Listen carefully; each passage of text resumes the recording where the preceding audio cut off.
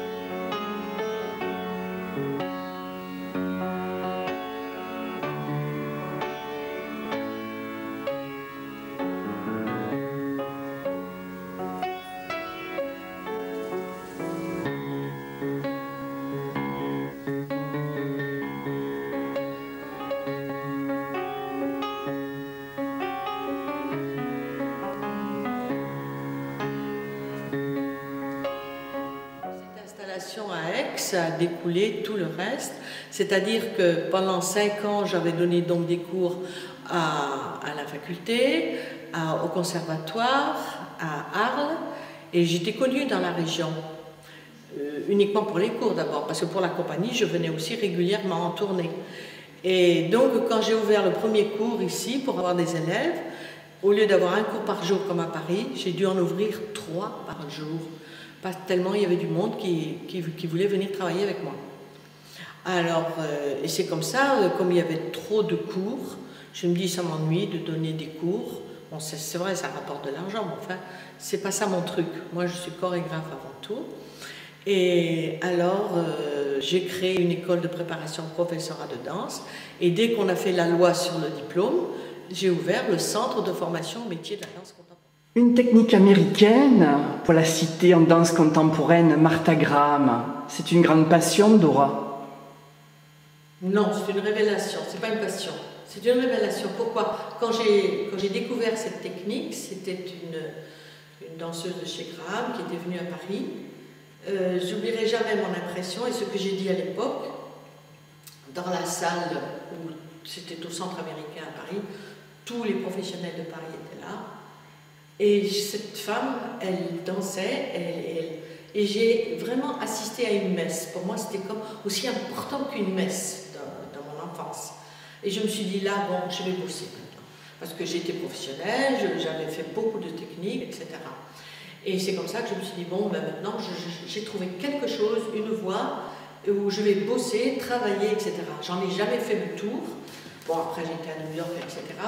Et j'aime la discipline, moi je suis un peu maso, j'aime la discipline de cette technique, j'aime son espace, j'aime sa grandeur, j'aime son esprit, mais Graham elle-même,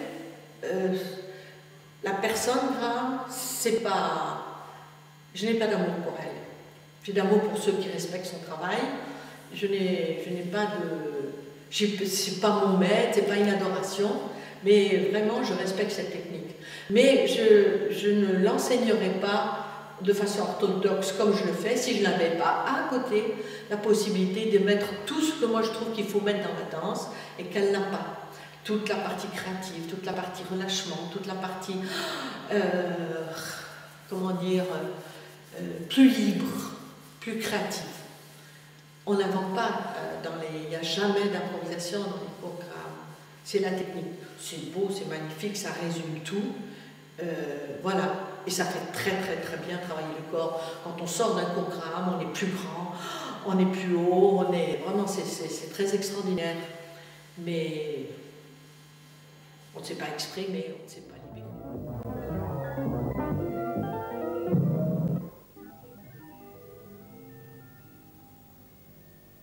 Le projet qui m'a emballé dès le départ, mes œuvres sont intégrées dans le mouvement de la danse et dans la musique.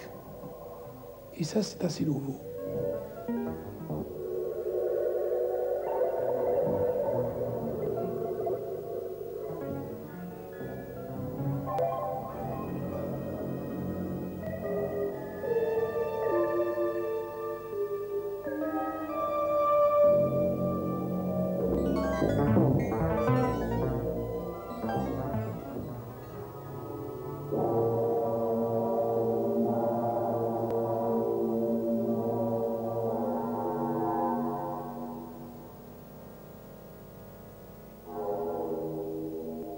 Ce qui m'a intéressé ici, dans le présent spectacle, c'est d'essayer de créer des musiques qui soient organisées comme est organisée la peinture. Par exemple, vous avez des tableaux d'André Jans où il n'a pas fait des tableaux par couches successives de couleurs, mais en strates. Et j'ai cherché, dans la séquence musicale qui a rapport avec cette peinture, à créer également une musique qui marche par strates superposées.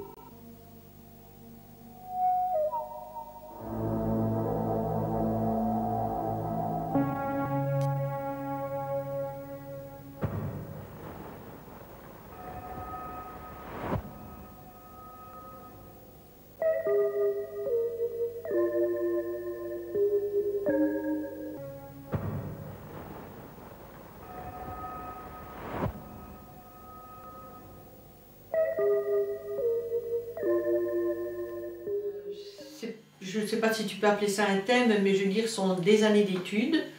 Et tout a découlé quand même avant à Paris, en même temps que je poursuivais ma carrière de danseuse, je prenais des cours, je donnais des cours dans mon atelier de Montmartre, je faisais des études de rééducation en psychomotricité. Ça m'intéressait beaucoup, non pas pour faire devenir rééducatrice en psychomotricité, mais pour la connaissance que ça m'apportait. Donc j'ai ce diplôme. Après ça, je me suis installée à Aix et j'ai continué toujours à vouloir chercher. Donc après, j'ai été à 3 années d'ostéopathie. Pourquoi 3 années seulement? Parce que je ne voulais pas devenir ostéopathe, je voulais simplement avoir toutes les connaissances concernant la locomotricité. Et ça se faisait en 3 ans. J'ai même, d'ailleurs, je m'en souviens très bien réussi mon examen, alors que j'étais peut-être la seule danseuse de toute la promotion. C'était tous des kinés, c'était tous des gens qui étaient déjà dans ce domaine. Enfin. Et puis après ça, j'ai fait 2 années de Wei Sheng, c'est-à-dire la partie hygiène de santé, qui est de la médecine traditionnelle chinoise, toujours pour les connaissances. Et enfin, j'ai continué aussi avec 1 année de formation au massage énergétique. Tout ça dans le même but, c'est mieux connaître le corps pour mieux l'aider, pour toujours dans ce but d'aider les gens à être bien dans leur tête, bien dans leur vie, etc. Puisque tout passe pas fait comme ça que ça se passe. On passe un diplôme pour avoir le droit d'enseigner. Bon, c'est ça que préparait le centre. Mais pour passer un diplôme, on apprend de la technique aussi. Et quand il y a de la technique, la première des choses, c'est montrer ce qu'on sait faire, et on fait des chorégraphies. Voilà. Et d'ailleurs, pour passer le diplôme, il y avait des épreuves de création personnelle. Voilà, on apprend ça. Mais dans un centre de formation, tu ne deviens pas danseur professionnel. Tu apprends ton métier de professeur de danse. Concernant l'improvisation, la créativité, pour être chorégraphe, est-ce qu'on a un don? Est-ce que ça se cultive? On a un don. Il faut avoir un don. Ça se cultive par la pratique. Et il y en a qui j'ai des tas d'exemples de personnes qui avaient les possibilités de créer et qui n'ont jamais créé parce que ce n'était pas leur affaire.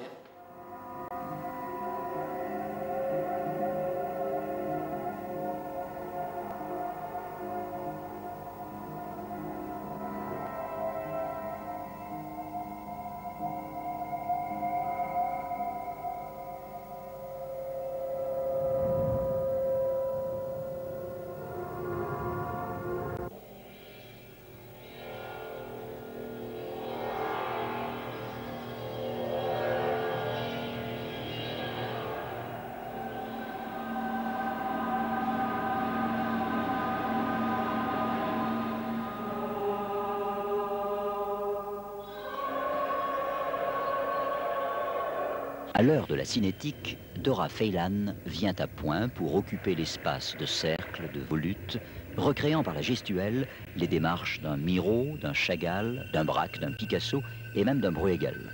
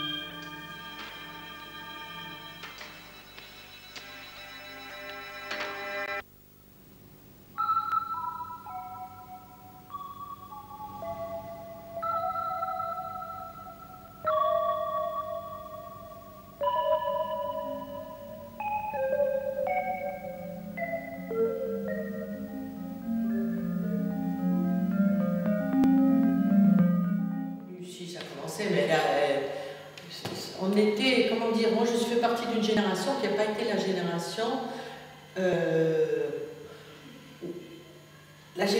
qui a bénéficié de justement tout ce travail que nous avons fait au début.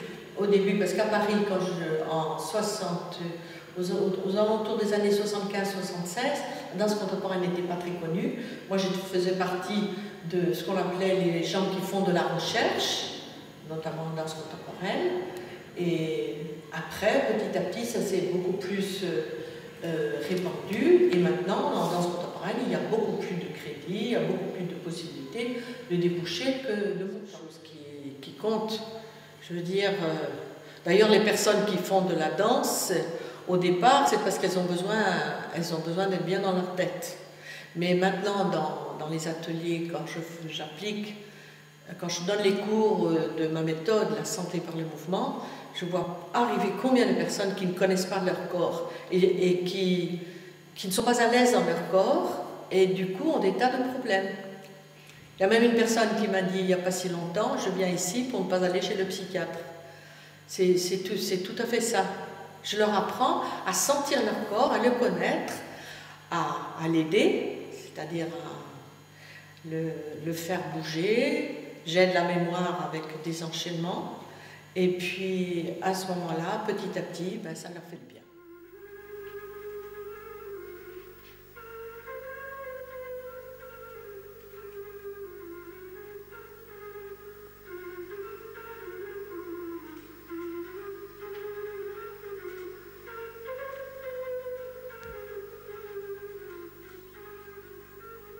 Quand je crée un ballet, la plupart du temps, je le vois à l'avance. Bien sûr, il subit des modifications en cours de travail, mais le point de départ était la vision. Ce peut être la musique qui suscite l'image ou un thème préalable à la musique, ou souvent seulement des formes, des volumes sont à l'origine de nouvelles danses. Très souvent, la musique est composée exprès pour la danse, et dans ce cas, c'est la musique électroacoustique qui m'intéresse le plus.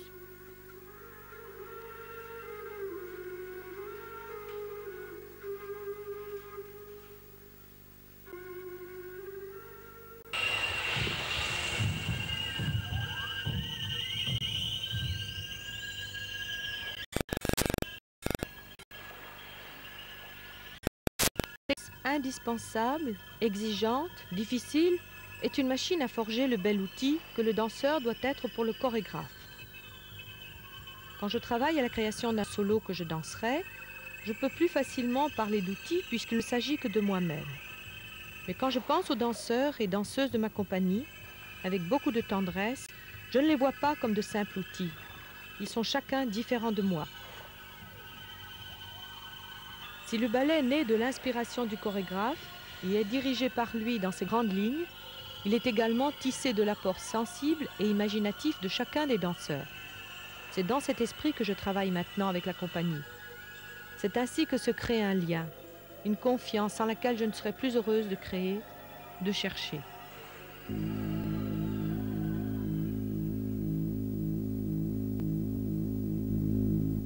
J'applique dans mes recherches cette idée de Mallarmé. L'effet produit, sans une dissonance, sans une fioriture même adorable qui distrait, voilà ce que je cherche.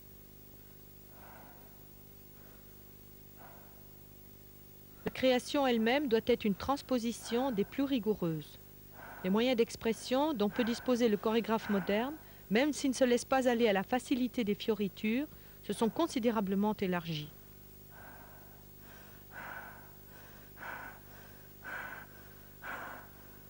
Le chorégraphe est un poète dont les mots sont des formes vivantes.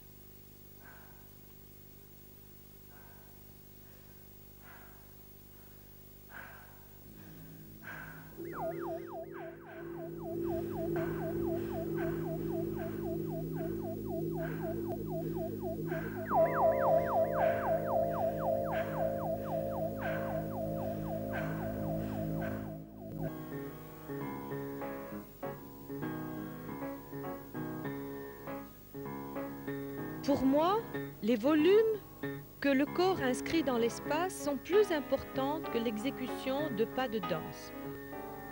Les limites des possibilités de mouvement sont repoussées à l'extrême grâce à une coordination musculaire du corps entier obtenue par l'apprentissage d'une technique sévère. Une autre donnée importante est la façon dont j'envisage les rapports du geste et du temps. du temps général et du temps musical. Nous ne dansons plus dans un monde clos, organisé, hiérarchisé par la carrure classique, ni par le temps classique, ni même par l'accent. Comme les hommes vivent maintenant dans un monde que l'on redécouvre, au sein d'un cosmos que Fred Hoyle nous explique mouvant et sans frontières, le métronome n'a plus de signification certaine pour nous.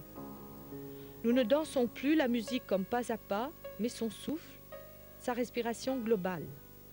Et les anecdotes rythmiques ou mélodiques partielles sont un contrepoint, un contre-champ à nos mouvements.